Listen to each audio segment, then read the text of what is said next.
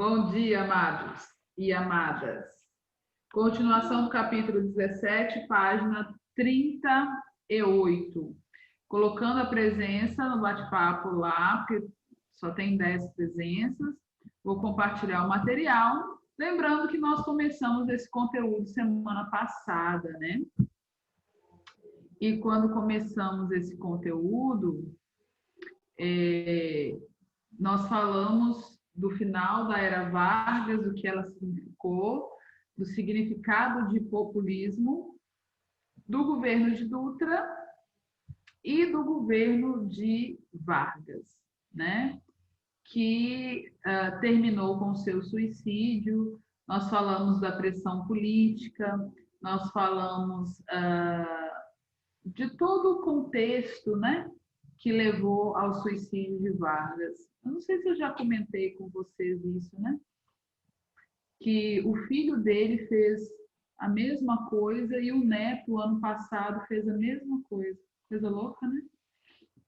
Nós fizemos até uma análise, assim, porque eles não se envolveram na política como ele, né? Mas o histórico, eu acho que acaba, de certa forma, influenciando. O que acontece quando o presidente morre? Obviamente, o vice vai assumir. Aqui nós já tínhamos a Constituição de 46. E a Constituição de 46, ela previa vice. Então, quando Vargas foi eleito, o seu vice era o Café Filho. O Café Filho, ele tinha uma certa aproximação política da UDN, que é aquele partido de oposição a Vargas, né? Do Carlos Lacerda, do Júlio Mesquita, do Sarney, do Assis Chateaubriand, que eu expliquei para vocês na aula passada. Só que logo depois de assumir o poder, né, sabendo todos os problemas que ele tinha, porque a morte de Vargas gera revolta, gera outros movimentos políticos, ele pede para sair, ele renuncia e justifica que ele estava doente.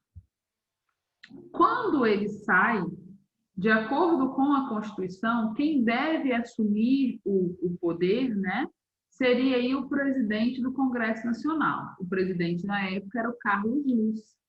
O Carlos Luz, ele assume e logo depois ele tenta dar um golpe de Estado para ficar no poder sem a convocação de uma eleição. E aí ele é impedido pelo Marechal Lott e depois que Carlos Luz é retirado do poder, quem assume o poder é o presidente do Senado, né, o Nereu Ramos, que vai governar aí de novembro de 55 até janeiro de 56, terminando o mandato de Vargas. Porque Vargas assume em 50, morre em 54, mas nessa época aqui o mandato era de 5 anos. Então, em um ano, o Brasil teve, além de Vargas, mais 3 presidentes. Olha só, né? Foi a primeira vez na nossa história, e única, que o presidente do Congresso Nacional e o presidente do Senado assumiram de forma efetiva, né? Porque, vou dar um exemplo, se o presidente viajar com o vice, isso acontece, tá, gente? Mas são questões de dias. Nesse caso aqui, não, era por não existir possibilidade mesmo. Então, quem termina um mandato que seria de Vargas é o Nereu Ramos. E aí, no final de 55, começa o processo eleitoral. E nesse processo eleitoral é que nós vamos dar continuidade, né, àquelas características populistas que nós tanto falamos, né? Que Vargas era muito populista, JK também era muito populista. Quando eu falo do JK, eu lembro da minha avó falando, das minhas tias mais velhas falando, mas tem um episódio específico na minha vida sobre o JK que eu nunca vou esquecer. foi a primeira vez que eu fui ao MASP, a primeira vez que eu visitei o MASP. E eu não fui como turista, eu fui como professora ter uma aula lá com a Unicamp dentro do MASP. MASP, para quem não sabe, é o Museu de São Paulo, que ele fica na Avenida Paulista ali. E embaixo do MASP tem um varandão, assim, um espaço imenso, fica um monte de artista, poeta, pintor, artesão ali, no meio dos turistas que ficam ali também comprando ingresso para entrar dentro do museu. E a Unicamp nos levou para lá para ter uma aula com o professor lá dentro, e eram 20... Marcela, Oi. a Flor tá pedindo para deixar ela entrar na aula. Será? Mas a Flor não está aparecendo aqui para mim. Ela não apareceu aqui para mim, não.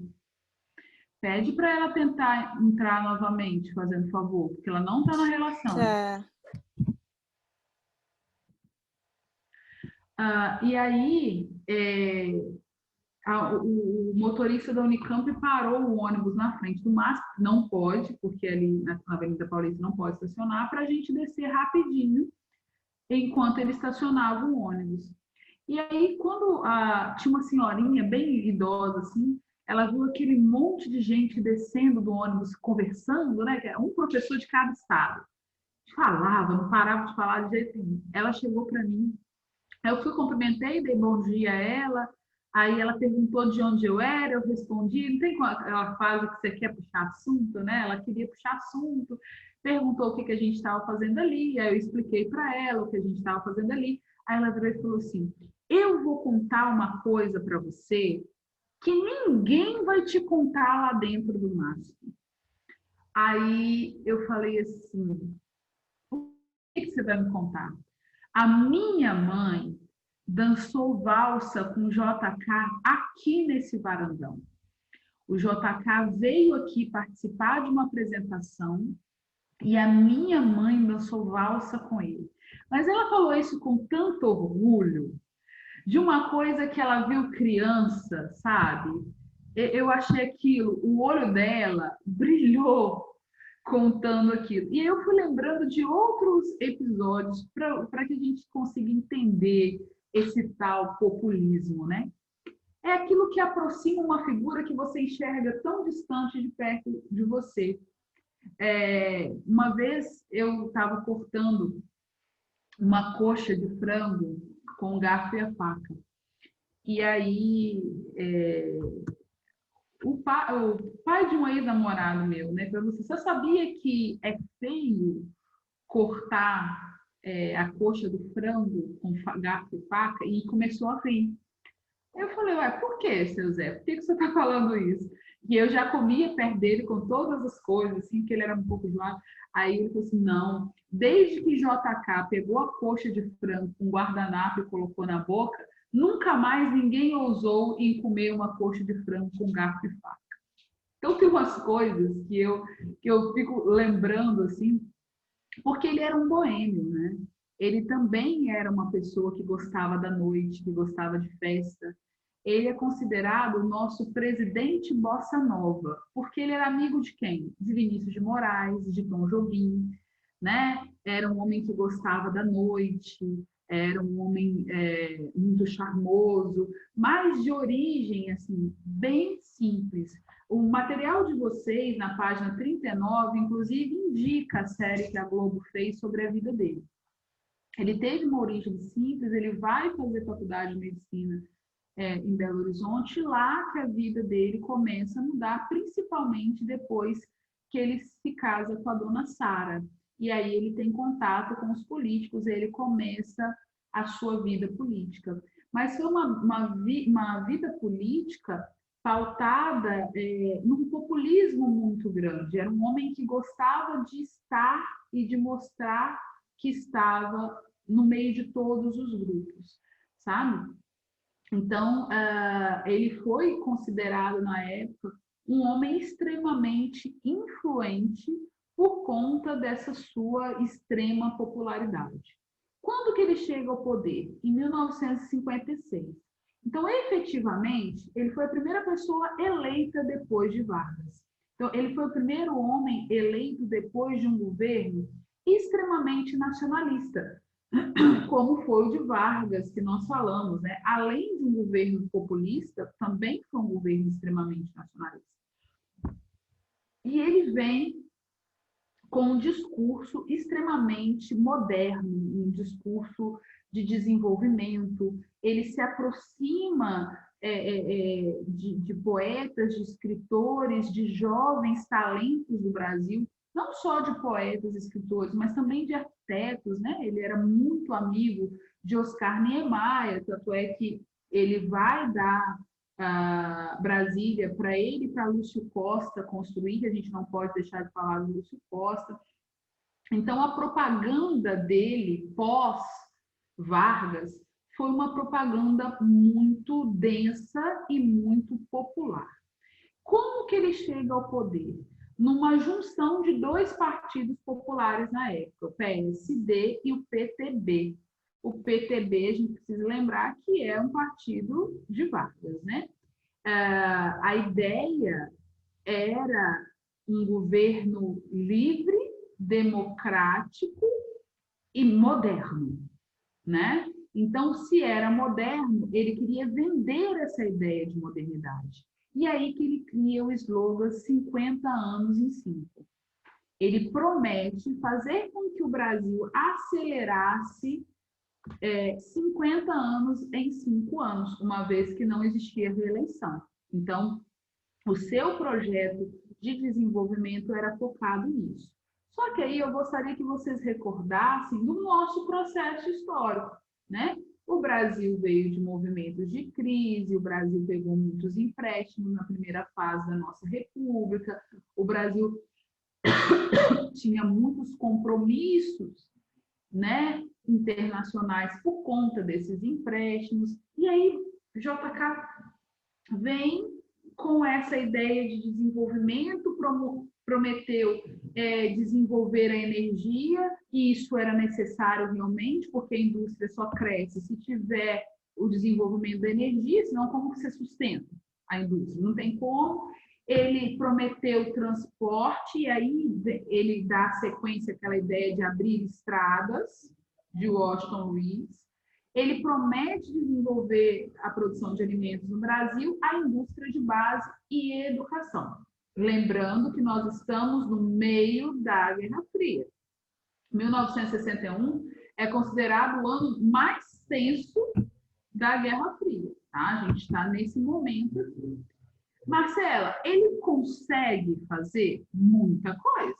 Nós vamos ver agora.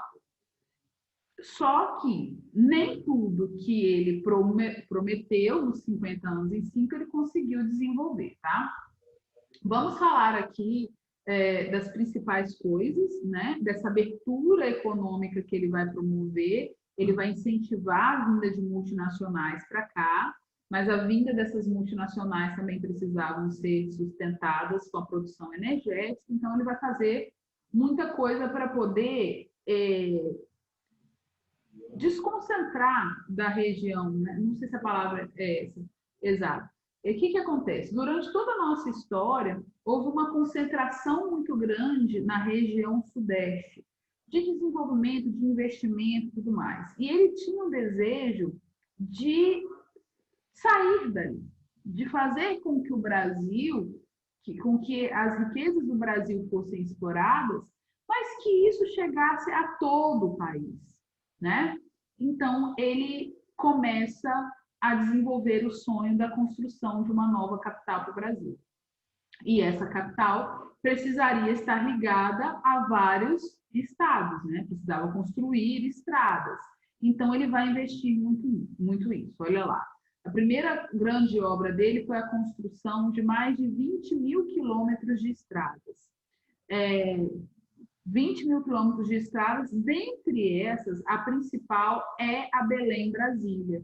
Tem um simbolismo nisso, né? A capital que ele estava construindo estaria ligado ao norte do Brasil também. Então, a gente vai começar a perceber investimento em outras regiões, que é uma coisa que nesse processo que nós trabalhamos até aqui nós não vimos, né?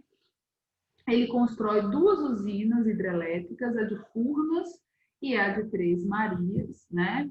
para este momento aqui, isso é importante para a produção de energia. Incentiva a vinda de multinacionais para cá, então vai chegar aqui nesse momento a Volkswagen e a Ford, que faz parte, né, da base da indústria automobilística. Em 2 anos, aproximadamente, ele conseguiu fazer com que o Brasil começasse a produzir 300 mil carros por ano, tá? Através dos incentivos. Marcela, como assim incentivos? Eu incentivo as multinacionais a ir para cá de várias formas. Eu posso doar o terreno para a construção dessa fábrica, eu posso deixar essa empresa isenta de alguns impostos durante um bom tempo. Em troca, essas empresas precisam dar trabalho para o povo aqui dentro, né? Desenvolver alguns projetos e assim vai. Então, nessa ideia de desenvolvimento, ele conseguiu bastante coisa dentro do setor da indústria, principalmente a indústria automobilística, tá? Ele investe na Petrobras, ele tinha essa ideia, né, de investimentos nos nossos recursos naturais e potencialização das nossas riquezas também, apesar de haver espaço para essas multinacionais. Com 3 anos de governo, ele consegue fazer com que a Petrobras saia de 2 milhões de barris por ano para 5,4 milhões de barris de petróleo. Então, percebe-se aqui o quê? Um crescimento intenso da Petrobras, é mais do que o dobro, né, em pouco tempo. Que aí o Conselho Nacional de Energia Nuclear, uma coisa que é comum para a época, nós estamos no meio da Guerra Fria, o investimento em energia nuclear era comum, tá?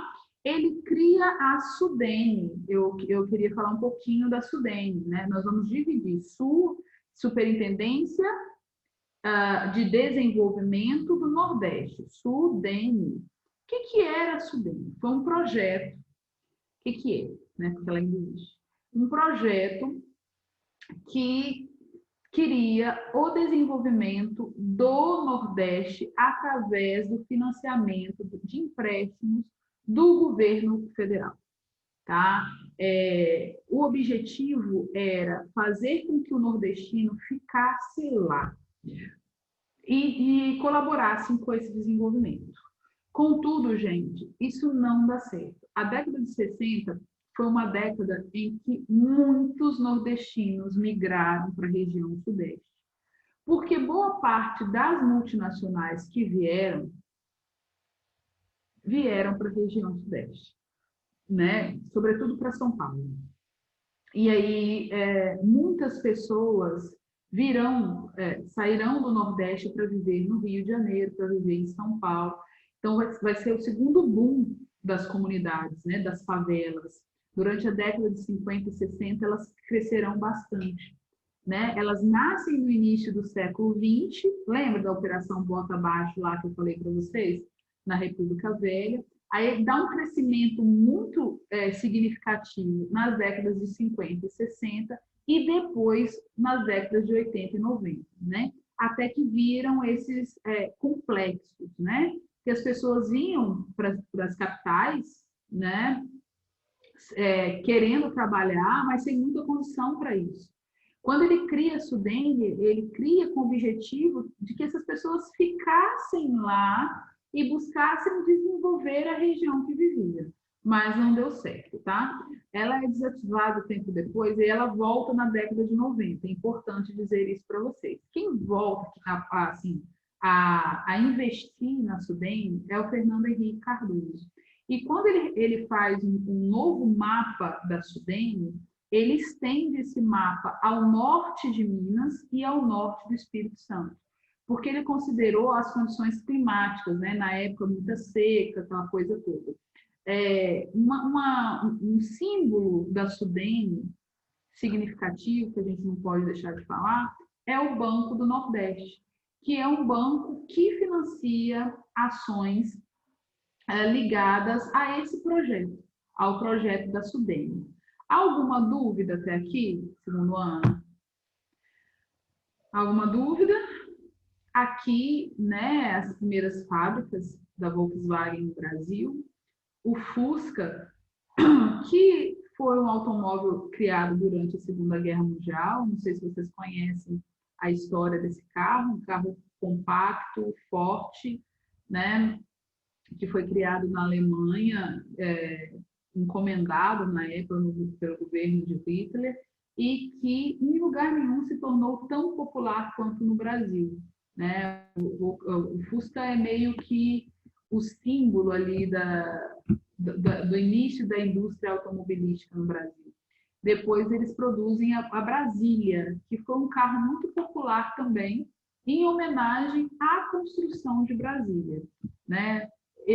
Fusca a gente ainda encontra. Agora, Brasília, eu vou ser bem sincera com você, é um carro que tem muitos anos que eu não vejo.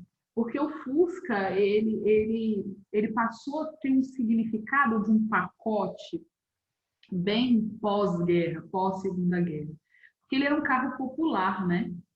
Então, ele fazia parte daquele pacote perfeito, né? Que a gente vai falar muito na Guerra Fria, que os Estados Unidos passam a vender, né? Que é a família, a casa popular e o carro popular. O Fusca, ele tem esse símbolo, né? Tem muita gente que até hoje vai atrás de Fuscas antigos, compram Fuscas antigos e reformam os Fuscas, andam na rua com eles. Eu tenho um amigo que já teve 2 Fuscas. Ele deu um rosa para a mulher e comprou um azul para ele. De tão apaixonado que... Mentira, ele não comprou o azul, ele ganhou numa rifa. De tão apaixonado que ele é pelo Fusca. Vamos falar um pouquinho da construção da nossa capital. Primeira coisa que eu preciso lembrar para vocês. Brasília não foi a primeira capital a ser construída no nosso país. Você sabia disso? A primeira capital a ser construída no nosso país foi Salvador. Ela foi pensada para ser a capital do Brasil, né? Tomé de Souza pensou Salvador para ser a capital do Brasil. Mas ela foi a capital do Brasil por pouco tempo. Logo depois vem aí o ciclo do ouro, vai para o Rio de Janeiro, e depois do Rio de Janeiro, né, vem em 1960 para Brasília. Então, o Brasil teve 3 capitais durante a sua história. A construção de Brasília foi uma coisa debatida, inclusive na Constituinte de 46. Pensava-se numa capital mais ao centro do país, uma capital que fosse de fácil acesso para todos os brasileiros e não para uma região. Então, ele realizou o sonho, mas esse projeto, essa ideia, não era de agora, era uma ideia que já estava prevista nessa Constituinte, até para atender as necessidades dos vários grupos do Brasil, né? Então, ele se une, como eu disse para vocês, ele era próximo de muitos artistas, né? Ele se une aí a 2 jovens arquitetos da época, que eram o Lúcio Costa e o Oscar Niemeyer. Eu não sei se vocês conhecem Brasília, né? Mas Brasília é uma cidade pensada na década de 50, que acabou de ser construída nos primeiros meses de 1960, mas é uma cidade que, quando lá você está, parece que você está 20 anos à frente, né? São ruas extremamente largas, os prédios muito modernos, é uma cidade muito bonita. Mas aquela divisão urbanística toda foi pensada por Lúcio Costa. Eu acho que a história ela é um pouco ingrata com ele, sabe? Porque se fala muito de Oscar Niemeyer. Não estou diminuindo a figura, quem sou eu, Jesus, na fila do pão, para diminuir a figura de Oscar Niemeyer, né? Que era, né? Faleceu tem pouco tempo, era um grande artista, né? Um arquiteto do impossível, né? Um homem que marcou a história da arquitetura mundial. Imagina esses 2 gêmeos juntos, né? Então, eles pensaram em Brasília com vários símbolos, né? Um projeto que, a princípio, tinha um formato de um avião, tem um simbolismo nisso, o Brasil agora vai ser diferente, vai decolar, vai atingir um outro nível, vai atingir um outro momento, e ali precisava ser construído durante o governo de JK, porque o projeto era dele, rápido, né? Então, como que eles vão fazer? Marcela, mas o Brasil não tinha dinheiro para isso. O Brasil vai pegar dinheiro emprestado. O Brasil tem esse negócio, né? Eu falo que o Brasil é aquele neto que vive atrás da avó, pedindo as coisas, que vai dar certo dessa vez, e depois não dá, né? Não, dessa vez, vó, vai dar certo. Pede dinheiro, aí depois volta falando que se arrependeu. Toda a nossa história aqui, nós falamos desses empréstimos, né? Ele pega dinheiro emprestado, ele incentiva nordestinos a virem para o Centro-Oeste, porque ele não tinha nada no momento, para construir Brasília. Esses nordestinos, milhares de trabalhadores, sobretudo nordestinos, a maioria, eram chamados de candangos. Existe um monumento, inclusive, em homenagem a eles lá na Praça dos Três Poderes. E a inauguração foi no dia 21 de abril de 1960. Também com simbolismo. Oi? Enfim, a hipocrisia, né? Botar um monumento desse, sendo que eles eram, assim, os corpos para ser escondido, que morria, era enterrado em meio às construções. Porque não tinha condição para nada, né? Não tinha nada, na verdade. Eles ficaram 3 anos acampados, né? Acampados. Tem um simbolismo na data da inauguração específica, né? 21 de abril é o dia de Tiradentes. Vocês sabem que a República Brasileira, ela usa a imagem de Tiradentes, né? Porque ela não tinha um símbolo histórico. Os nossos símbolos históricos eram monárquicos. Eles buscam lá em 1789 Tiradentes, colocam Tiradentes como um símbolo da República, do primeiro homem que quis e que morreu por este sonho, patati, patatá. Ele inaugura no dia 21 de abril, no mesmo momento em que é aprovado, né, uma homenagem simbólica. Na verdade, é uma coisa que acontece todos os anos, que todo dia 21 de abril, o dia de Tiradentes, a capital é transferida para Ouro Preto. É um simbolismo em homenagem a Tiradentes. Geralmente, o presidente ou vice vai a Ouro Preto, despacha de lá e tem festa e tudo mais, né? Eu tive a oportunidade de conhecer 2 presidentes em Ouro Preto por conta dessa homenagem, desse acordo que foi feito ali. Eu conheci o Itamar Franco e o Lula lá em Ouro Preto no 21 de abril. A Dilma, quando eu cheguei, ela já tinha ido embora, já não consegui conhecer. Mas, assim, tudo foi pensado com esse simbolismo, né? Com essa coisa voltada para a República. Aqui tem umas imagens, né, da construção, a catedral, que é uma coisa fantástica. Não sei se alguém aqui já foi, mas isso aqui não tem uma pilastra no meio. Quem está dentro não entende muito bem como que é sustentada aquela estrutura. Ela é linda, essa catedral, né? Deixa eu continuar aqui, que o nosso tempo está acabando, que a gente precisa trabalhar. Quais foram as consequências de tudo isso? Marcela, você só falou coisa boa, né? Pois as ações têm consequências, e essas consequências nem sempre são boas, né? Primeira coisa, a política de desenvolvimento dele levou muitas empresas para o Sudeste especificamente, né? E depois, com a construção de Brasília, algumas para o Centro-Oeste, né?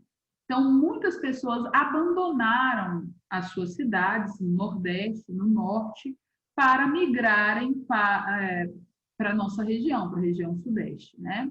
Em 1960, olha lá, 45% da população total do Brasil já vivia nas cidades. Então, percebe-se aqui um êxodo rural, né? muitas pessoas vão sair do interior e isso, de certa forma, nos traz consequências na produção de alimentos, né? Empréstimos para a construção de tudo. Foram 2 usinas, 20 mil quilômetros de estrada, uma cidade perfeita, né? Muita coisa foi feita. Então, nós vamos ficar com muitas dívidas. Lembra que eu falei que ele abre caminhos para a chegada de multinacionais? Essas multinacionais, elas vão controlar a indústria brasileira. Então, aquilo que Vargas fez lá atrás, de criar a Companhia Siderúrgica Nacional, a Vale do Rio Doce, a Petrobras, né? Aquilo ali nos garantiu a exploração dos nossos bens naturais. Mas a indústria interna no Brasil, ela cresce, mas ela cresce na mão de multinacionais. Então, quem vai lucrar mais com esse desenvolvimento? Os donos dessas indústrias, os países de origem dessas indústrias, né? No final do governo dele, nós vamos viver uma concentração de renda muito grande. Concentração de renda cria abismos sociais, então há um crescimento da pobreza, né? Da inflação, que é quando o seu poder de compra diminui em relação ao seu salário, que fica um tempo ali congelado. O Brasil tenta renegociar a dívida, já estava devendo demais aos bancos internacionais e não consegue renegociar. Como ele não parava de construir, não parava de fazer, ele acaba rompendo, né, com o FMI. Ele briga com o FMI. Em 1960, gente. Um momento ali de muita fragilidade internacionalmente falando, porque em 61 a União Soviética e os Estados Unidos vão viver a crise dos mísseis. Então, foi um momento da Guerra Fria bem tenso, né? E o Brasil, nesse momento, além de endividado, vivendo uma inflação, ainda me briga com o FMI. Só para fechar, a gente tem aqui 3 minutinhos, falar um pouquinho dessa época, né? Eu comecei dizendo o quanto ele era popular, o presidente Bossa Nova, né? E ele é o presidente que vai viver o que as novelas, as séries, os livros chamam de anos dourados, né? Que foi isso? Anos dourados. São aqueles anos pós Segunda Guerra Mundial de estabilidade, assim, política internacional, né? Aquele meio que depois desse tempo todo de briga, de crise de 29, de regime totalitário, de Segunda Guerra Mundial, o que o mundo vai viver? Um período de estabilidade. Então, os anos 50 e os anos 60 são chamados de anos dourados por isso também, e porque nasce a televisão, lembra que lá na era Vargas nós falamos da rádio, a televisão essa semana comemorou 70 anos, né? Vocês devem estar acompanhando isso. E a TV ela vai mudar a forma das pessoas enxergar o mundo, né? Várias coisas mudarão, padrões surgirão e tantas outras coisas, né? A gente pode falar um pouco mais à frente. Conquistas no futebol, o Brasil é campeão mundial pela primeira vez na Copa do Mundo, está ali a foto da seleção na época. E o surgimento da Bossa Nova. A Bossa Nova, eu não sei se vocês estudam Bossa Nova em artes. Acredito que sim. Mas a Bossa Nova, ela é tão Guerra Fria, ela é tão influência estadunidense. É um movimento artístico muito bonito, nos deixou canções lindas, lindas, porque tinha ali 3 gênios, né? Gênios mesmo. Se pensar, pegar a cabeça de Vinícius de Moraes, Tom Jobim e João Gilberto. Caraca, gente, para pensar, né? Eu fico olhando às vezes assim a Bebel Gilberto, que é a filha do João Gilberto. Ela é filha do João Gilberto, com a irmã de Chico Buarque. Você imagina o que é a cabeça daquela mulher? Eu falo, gente, se eu sou sobrinha de Chico Buarque e filha de João Gilberto, eu não sei nem como é que eu ando. De tanta gente inteligente, né, num lugar só, porque as músicas eram perfeitas, maravilhosas. Vinícius de Moraes, não tem nem o que comentar. Antônio Carlos Jobim não tem nem o que comentar, né? Só que eles vivem aquela época dos Estados Unidos pós-Segunda Guerra Mundial. Tanto é que aqui para nós era Antônio Carlos Jobim. E para o mundo ele virou o quê? Tom Jobim. Por que isso? Porque a Bossa Nova foi um movimento musical que misturou o samba brasileiro com o jazz estadunidense. Essa novela que está passando à tarde agora, Ah, meu Deus, tem a Vera Fischer e o Reinaldo Giannettini, ou novela boa, gente? Laços de Família. Laços de Família. Essa novela era a época que eu era noveleira. Laços de Família, toda a construção musical dela é bossa nova, né? Eu esqueci a música da abertura. É bossa nova, a música dos dois. O autor daquela novela, nossa, a professora está ficando velha mesmo. O autor daquela novela, esqueci o nome dele, gente. Antônio também, acho que. Bom, o autor daquela novela, ele sempre gostou de usar músicas da bossa nova nas novelas dele. Todas as novelas dele têm uma Helena, todas. A protagonista é Helena, e sempre as músicas de abertura e as principais personagens têm músicas ligadas à bossa nova. Porque a bossa nova foi o fundo musical do início da TV brasileira, né? Então, olha só, vem a TV, vem a bossa nova, o Brasil ganha seu primeiro campeonato mundial de futebol. Olha que felicidade. Dentro de um estado populista, isso era, de certa forma, bom, né? Porque enquanto as pessoas estavam intertidas nisso, elas não enxergavam o caminho que o país estava tomando no que diz respeito aos suas condições econômicas.